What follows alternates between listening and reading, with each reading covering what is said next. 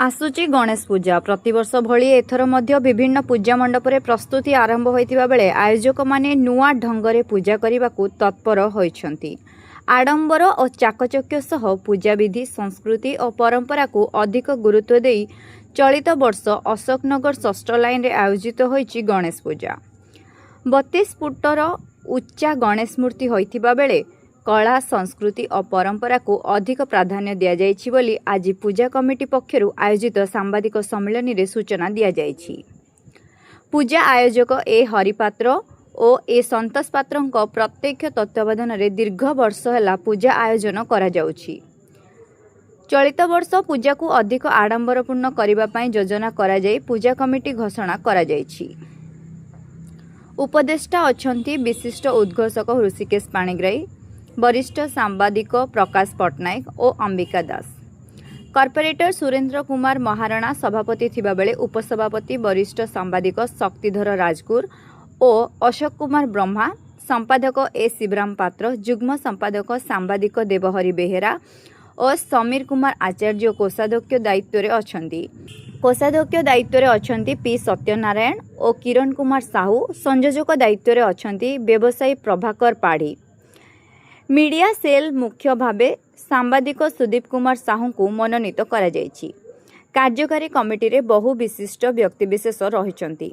अशोकनगर रे चलित वर्ष 19तम गणेश पूजा आयोजित होइछि। चलित वर्ष 32 फुट उच्चतार मूर्ति होइथिबा बेले स्थानीय मूर्ति कारीगर को ही सुजोग दिया जायछि। ब्रह्मपुरर मूर्ति कारीगर नियोजित होइछंती। तांको सहयोग करूछंती कटकर किछि कारीगर। आसंता 8 तारिख रे शुभखुंटी स्थापन हेबो। 14 तारिख रे पूजा एवं 25 तारिख रे क्षीराभिषेक करा जाउछि। मेगा स्वास्थ्य परीक्षा शिविर सह एठारे मेगा रक्तदान शिविर आयोजन करा जिवो। प्रत्येक दिन पूजा सह संध्या आळती सह पूजा विधि करी भक्तिमय परिवेश सृष्टि करा जिवो। भक्तंक पई प्रसाद बंटनर व्यवस्था होइछि। समाज सेवारे नियोजित हेबाकू युवपीढ़ी को उत्साहित करबाकू विभिन्न कार्यक्रमर आयोजन करा जायछि। शिव पाढ़ी, अमृत राज, विक्रम कुमार जेना, श्रीधर साहू, स्वाधीन राज, विकास प्रधान, किरण को सह बहु युवक पूजा परिचालना दायित्व रे अछंती। आमे जानिचे सबु वर्ष गोटे महान लक्ष्य नहीं गणेश पूजा आरंभ तो माने ब्रह्मपुर वासी प्रथम धन्यवाद देवा चाहूँगी कारण आमको 19 वर्ष है जो ये आम पूजा कर ब्रह्मपुर वासी बहुत संपूर्ण सहयोग रोचे शांति श्रृंखला सह आसुँच दर्शन कर प्रभु गणेशंकर आराम से दर्शन कर आराम से फेरुंच भोग प्रसाद सब जगह होता है।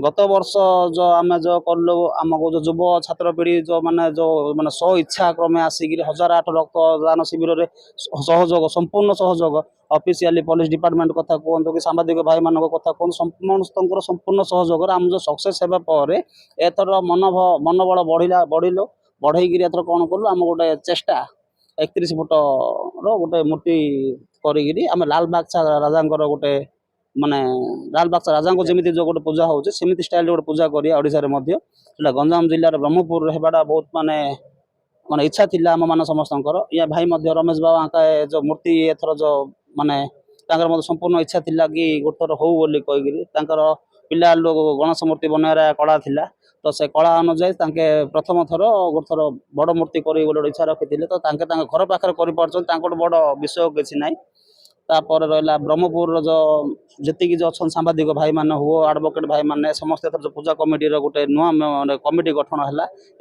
है जो कमिटी समस्त सांबादिक भाई मान ब्रह्मपुर बुद्धिजीवी मान समस्त रहीकि पूजा को एथर परिचालन करेंगे। दीर्घ 11 दिन धरी पूजा चलिए आउ से मझे आम सांस्कृतिक कार्यक्रम छोट मोट रखी जमीक आम जो छोट छोट कलाकार मान जो रही जो मान आगू को नापी आम संपूर्ण स्टेज जो बहुत स्टेज जो करुचे ये गोटे स्टेज सेट करने से आयोजन गोटे कराई से आम रखीचु गोटे ब्लड डोनेशन कैंप रखीचु गोटे हेल्थ कैंप करूँ कही आइडिया करूँ नेक्स्ट मीटिंग जो दिन जो बसु जो मंगलवार दिन शुभकुंठी देला दिन से दिन आम कौन कौन कार्यक्रम करूँ कौन कौन ना से सब आपको जनईदेव। अशोकनगर गणेश पूजा ये 33 फुट गणेश मूर्ति तैयारी होची ये 3 मास हेलानी तैयारी होगी सजो सरला कम आसला पाखे पाखे आसला आ कलर स्टार्ट हो 4-5 दिन भीतर। 3 ମାସ ହେଲାଣି। 33 ଫୁଟ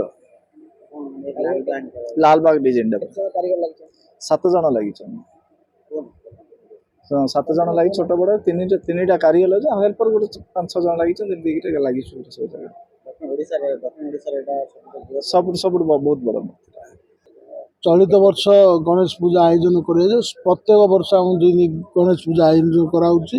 ଚଳିତ ବର୍ଷ ମଧ୍ୟ ଶାନ୍ତି ଶୃଙ୍ଖଳା ସହ ମେଣ୍ଟେନ୍ କରାହେବ। ଶାନ୍ତି ଶୃଙ୍ଖଳା ଗଜାନନ ବିଘ୍ନେଶ୍ୱର ଶ୍ରୀ ଗଣେଶ ମହାପ୍ରଭୁ ଖାଲି ସାଂସ୍କୃତିକ ପୂଜାର ଆରାଧ୍ୟ ଦେବତା ନେଇ ସେ ଜ୍ଞାନର ବୁଦ୍ଧିର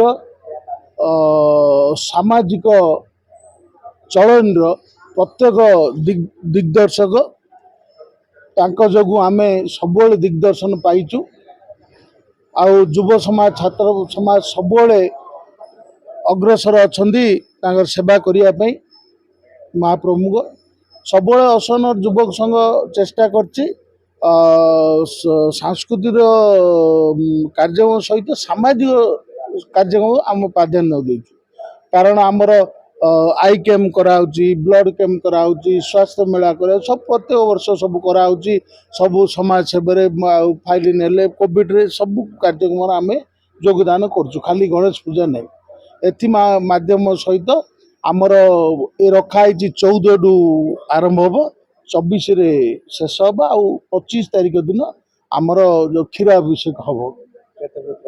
32 ଫୁଟ ମୂର୍ତ୍ତି ସବୁଠୁ ବଡ଼ ଦକ୍ଷିଣ ଓଡ଼ିଶାର କରାହେଇଛି। ଆଉ ଡିଜାଇନ ରହିବ ଲାଲବାଗ ଡିଜାଇନଟା ରହିବ। ଆମେ ଚେଷ୍ଟା କରୁଛୁ ଦକ୍ଷିଣ ଓଡ଼ିଶାର ବୃହତ ମୂର୍ତ୍ତି କରିକି ଗୋଟେ ଉଦାହରଣ ସୃଷ୍ଟି କରିବା ପାଇଁ। ଗଜାନନକୁ କେମିତି ଅଭିଷେକ ହେବ, ପୂଜା ହେବ।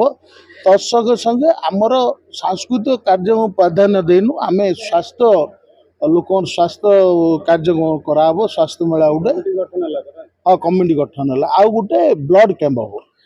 ଯେମିତି 1500ରୁ ଉର୍ଦ୍ଧ୍ୱ ଛାତ୍ର ଆଉ ଯୁବକ ଏକ ସାଙ୍ଗେ ଆସିକି ବ୍ଲଡ଼ ଡୋନେଟ୍ କରିବେ ସମାଜର ମଙ୍ଗଳ ପାଇଁ। ସେଥିପାଇଁ ଧ୍ୟାନ ଦିଆହେବ। ଆଉ ମୁଁ ଅନୁରୋଧ କରୁଛି ସମସ୍ତ ଗଣମାଧ୍ୟମ ଭାଇ ଭଉଣୀମାନଙ୍କୁ ଆଉ ଜନସାଧାରଣମାନଙ୍କୁ, ଯୁବ ଛାତ୍ର ସମାଜମାନଙ୍କୁ, ଆମର ଅଞ୍ଚଳବାସୀମାନଙ୍କୁ ସମସ୍ତେ ସହଯୋଗ କରିବେ। ଶାନ୍ତି ଶୃଙ୍ଖଳା ରକ୍ଷା କରିବେ। ସମସ୍ତର ଆଦିଷ୍ଟ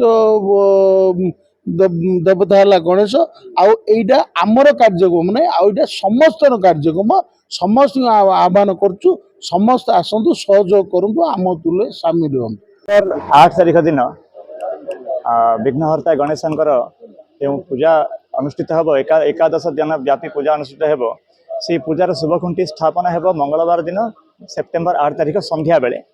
ଏବଂ 14 ତାରିଖ ଠାରୁ ଭାଦ୍ରବ ଶୁକ୍ଳ ଚତୁର୍ଥୀ ଦିନଠୁ ପୂଜା ଆରମ୍ଭ ହୋଇ ଦୀର୍ଘ ଏକାଦଶ ଦିନ ବ୍ୟାପୀ ଗଣେଶ ପୂଜା ଅନୁଷ୍ଠିତ ହେବ।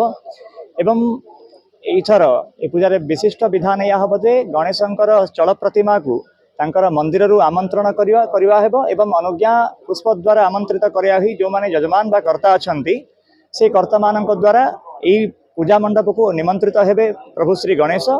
ଏବଂ ଏଠାରେ ଏକାଦଶ ଦିନ ପୂଜା ହେଲା ପରେ ପୁଣି ଘଣ୍ଟ ତାଳ କାହଳ ଦ୍ୱାରା ସେ ସବୁ ପୂଜା ଦ୍ରବ୍ୟ ଏବଂ ପ୍ରତିମାକୁ ମନ୍ଦିରରେ ସ୍ଥାପନ କରାହେବ।